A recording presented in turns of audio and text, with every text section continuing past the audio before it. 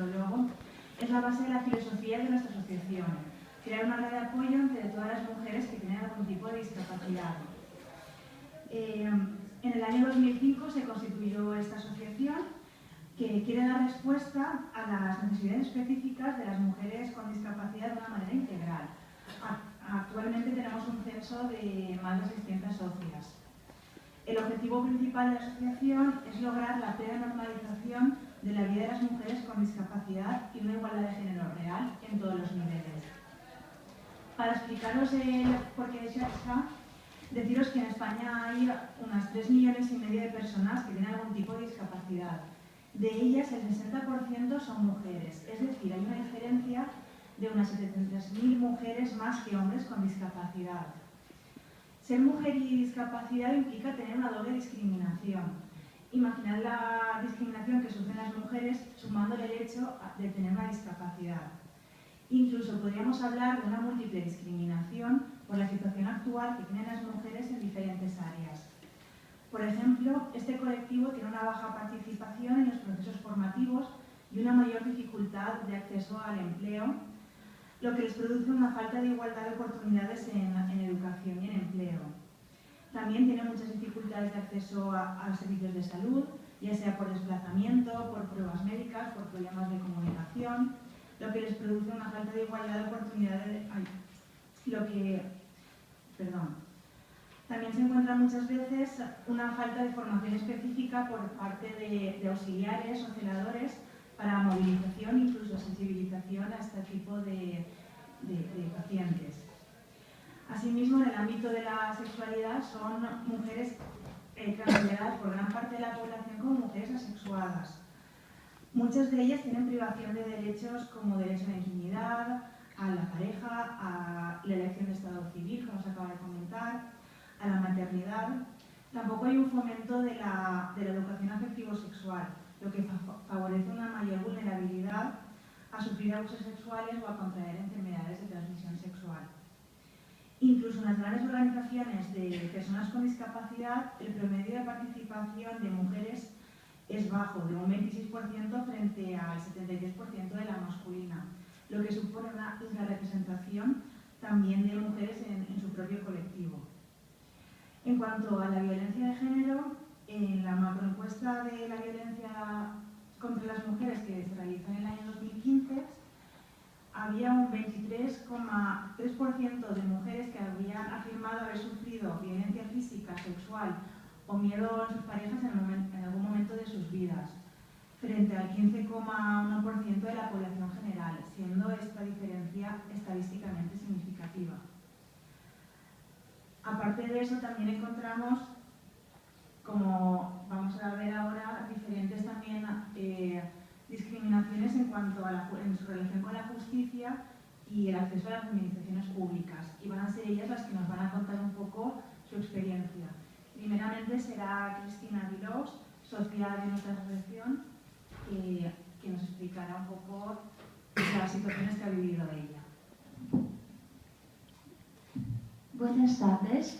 En primer lugar, me gustaría mucho agradecer vuestra atención y quiero agradecer en general, quiero decir noticias buenas, quiero agradecer a personas de este país por ser muy amistosas y amables y mostrar una empatía hacia personas con discapacidad como en general, que es la experiencia que yo tengo.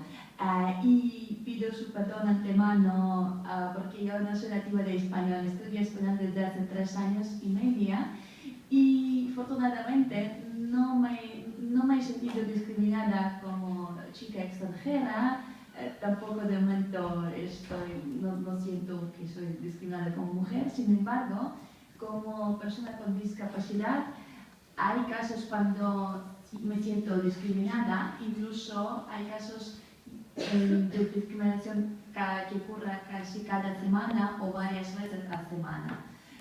Pero hay tendencias muy positivas y me siento muy agradecida a los centros de salud que me han dado cita, me han hecho una diagnóstica profunda de mis ojos, me han dado una justificación aquí en España según la cual yo tengo discapacidad visual 87%. Y este documento me ha permitido pedir unas adaptaciones en varios centros de educación donde yo estudio, y sobre todo en la Escuela Oficial de Idiomas, donde yo estudio español e inglés. Yo tengo aumento de tiempo, en muchos casos aumento de letras, y esto me parece muy bueno, muy generoso de parte de españoles. Hay profesores que muestran mucha empatía. Sin embargo, hay casos que me entristecen mucho, como por ejemplo, nosotros no tenemos manuales adaptados para personas con invidentes y con discapacidad. Mientras yo conozco varios alumnos que aprenden varios idiomas en la escuela que tienen baja visión o no tienen visión en general. Y es muy triste que en las tiendas hay solo manuales para personas con visión normal, con las letras tan pequeñitas que nosotros no los compramos. Y me gustaría muchísimo que las editoriales en el futuro hagan unos manuales en el formato PDF, Word o TXT, para que vendan solamente para personas con el documento que tienen discapacidad visual. Gracias a esto nosotros podremos tener más acceso a educación, a información, aumentar las letras o leerlos gracias al programa Text-to-Speech Program o programa Texto a Voz. Otra cosa que me entristece es que en general yo siento una dificultad a acceso a información. Por ejemplo, hay muchas páginas web que no están adaptadas totalmente bien para personas con discapacidad. Por ejemplo, hay unas páginas donde hay dibujos y no se puede escuchar con Voice-to-Speech Program, de que he dicho antes, o por ejemplo, cuando yo aumento la página, otra información se desaparece, y incluso para muchas personas con visión normal, hay casos cuando es difícil manejar la página, pues para nosotros es muy complicado. Y en el siglo XXI, ¿qué pasa si personas tienen dificultades con las páginas? Primero, tiene muchas dificultades en búsqueda de empleo. Segundo, dificultades de matricularse a un curso o un acto para mejorar su nivel intelectual o personal o profesional. Y tercero, es muy difícil pedir unas becas o cualquier otra cosa que según la ley nosotros tenemos derecho a solicitar, pero por falta de acceso a información, por no ser capaz de ver esta información, tenemos dificultades de solicitarla. Por ejemplo, que me ha pasado en la Universidad de Valencia, donde yo he realizado mis estudios, que yo tenía oportunidad de pedir la beca y por no ser capaz de ver toda la lista de todos los documentos que me pidieron, no he podido solicitarla. Sin embargo, todos los documentos necesarios tenía ya en mis manos. Otra cosa triste que nosotros, ¿qué pasa cuando recibimos una carta, por ejemplo, por el correo diario, que todas las personas lean y le lean? ¿Qué pasa con nosotros? O si las letras no son muy pequeñas, lo leemos con la lupa, pero si las letras son muy pequeñas o en caso de personas totalmente invidentes, no se puede leerla. ¿Y qué opciones hay? Opciones hay, por ejemplo, acudir a vecino con bombones y pedir su ayuda, quedar con amigo para que lo lea en voz alta, ir a trabajadora social, estar en la cola durante la hora, pero después trabajadora social lo lee en voz alta, o pedir ayuda a buenísimas, majas personas que trabajan en SACSA y también nos echan una mano con todo lo que pueden. Pues opciones hay diferentes, pero todos estos pasos necesitan tiempo, y un tiempo que gastamos poco a poco se aumenta y después tenemos una falta de tiempo enorme que incluso personas sanas se quejan mucho que tienen falta de tiempo, pues en nuestro caso este problema es más grande. Y vale, pues sin embargo, yo quisiera agradecer a unas organizaciones como Cruz Roja y otras ONGs donde hay departamentos de voluntarios que hacen su trabajo gratis, como acompañan y a veces ayudan con los documentos. Entonces, sigo teniendo una esperanza que en el futuro en nuestro país será más accesibilidad como para personas con discapacidad, tanto y para familias donde los miembros tienen varios miembros con discapacidad, o especialmente ayuda merecen los padres que crecen su niño con padres con discapacidad que crecen su niño y crean su niño. Entonces, nuestro país, que tiene muchas cosas fenomenales, merece mucho más leyes y oportunidades que favorecerán a la vida de muchas personas, incluso a las personas con discapacidad. Muchas gracias por la atención.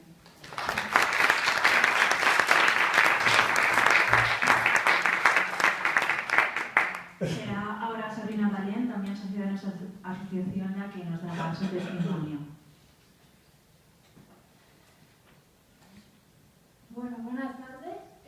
Mi nombre es Sabrina y yo, ante todo, daros las gracias por estar aquí y por escucharnos y darnos la oportunidad de contar nuestra experiencia. A ver, yo lo primero que quiero decir es que es innegable que si nos remontamos pues como unos 30 años atrás más o menos, pues se han producido avances, ¿no? En cuanto a las barreras arquitectónicas, se han producido algunos avances. Pero por mi propia experiencia, pues para mí son insuficientes. Porque, por ejemplo, no es suficiente con que haya una rampa de acceso, sino que esa rampa tiene que poder ser practicable, es decir, hay que poder subir por ella y bajar sin acabar peor de lo que has subido. Entonces, es importante no solamente que haya una rampa, sino que sea factible subir y bajar por ella, ¿no?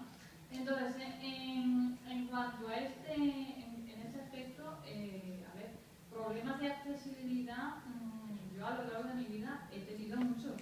Y sí me siento discriminada cuando llego a un sitio y veo pues, que a lo mejor no puedo entrar, o que puedo entrar pero que los pasillos son diminutos y que la anchura del andador pues, es más que la del pasillo por donde tengo que pasar. Entonces se me está discriminando porque no puedo acceder en igualdad de condiciones que otras personas. En mi caso yo voy con un andador, pero valga el ejemplo de personas en silla de ruedas o que usen cualquier otro tipo de aparato para desplazarse. En este sentido, yo creo que es importante remarcar que la LISMI de 1985, que hace como unos 34-35 años de la puesta en marcha de la misma, pues ya contemplaba que las personas con diversidad funcional, en este caso física, tenían que ser capaces de poder acceder a edificios públicos y privados sin necesidad de depender de la ayuda de otras personas. Es decir, estos edificios tenían que ser accesibles. Estamos hablando del año 85. A día de hoy seguimos reivindicando en cierta manera esto de que tenemos que poder entrar y poder acceder a los edificios públicos y privados. Entonces, algo estamos haciendo más. Cuando hace 35 años reivindicábamos este acceso a través de la LISMI y hoy en día se sigue reivindicando. Y como muy bien apuntaba don Luis Bañó, pues la Ley de Accesibilidad Universal de 2017, cuyo tope era el 4 de diciembre para ser la accesibilidad universal que se cumpliera, pues sigue sin cumplirse. Han pasado 3 años de esta fecha casi. Entonces, igual algo estamos haciendo mal, ¿no? Es una pequeña reflexión. Igual algo estamos haciendo mal cuando seguimos reivindicando lo mismo, aunque hayan pasado pues 30. Entonces, no sé, esta es mi opinión y por mi experiencia. Y luego, por otro lado, a ver, yo no quiero tener que depender cada vez que tengo que ir a un sitio de que alguien me acompañe. A lo mejor no me apetece que alguien me acompañe. Yo por mi propia experiencia, y esto es real, a mí me robaron el teléfono móvil en plena calle. A plena luz del día. Tuve que ir a en este caso me fui a las dependencias de la Guardia Civil de Riberroja.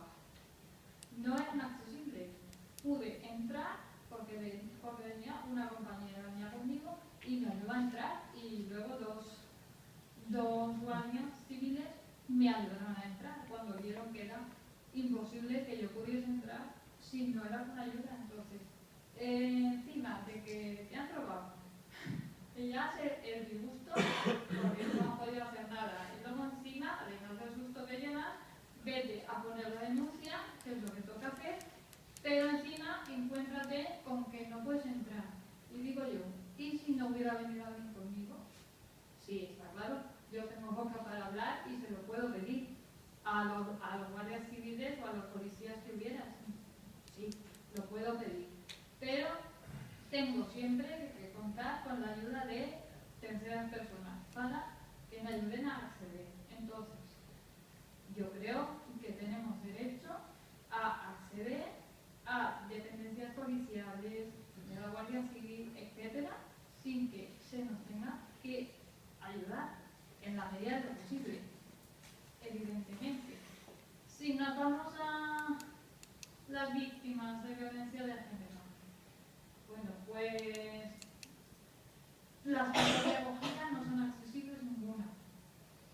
En el caso de una mujer que ha sufrido violencia de género por parte de la persona con la que convive, con el trauma que eso supone encima, además resulta que tú tienes que ir a una casa de acogida que encima no cuenta con los recursos para que tú puedas acceder a esas dependencias.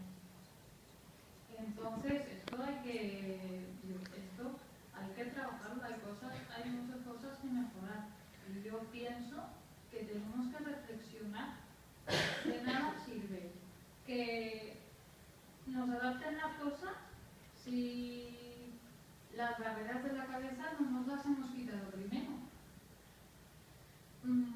Tenemos que ser conscientes de que hay mujeres con diversidad funcional que sufren malos tratos, que tienen que ir a una comisaría policial a denunciar o a una dependencia de la Guardia Civil, y yo estoy segura de que más de una se piensa antes de hacerlo si la pueden entrar o no, porque es que a lo mejor, imagínate, sufres una agresión, a lo mejor, suponer, en plena noche, por parte de tu marido o de tu pareja, y resulta que a quién acude para que te ayude. Supongamos que es una mujer que va en silla de ruedas, para que te ayude a salir de tu casa si es que no es accesible. Y luego que te ayude a entrar o que te acompañe para entrar a la comisaría de policía pertinente. Es que a lo mejor ni siquiera es accesible para que esa persona pueda ir a cursar la denuncia, a ejercer el derecho que tiene a denunciar a la persona que la ha maltratado. Entonces yo creo que son aspectos importantes. La accesibilidad en cuanto a barreras arquitectónicas es primordial. Y yo creo que ya es hora de que las cosas vayan cambiando. Sí es verdad, cierto, que hemos mejorado. Algo hemos mejorado. No estamos exactamente igual que cuando estábamos.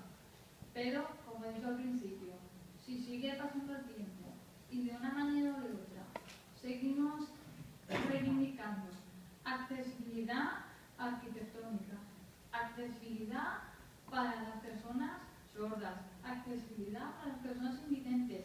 Algo hay que se nos escapa. Algo hay que se nos escapa. De acuerdo, ya finalizo. Pues lo único que yo pienso es que es importante reflexionar y que nada, ya está.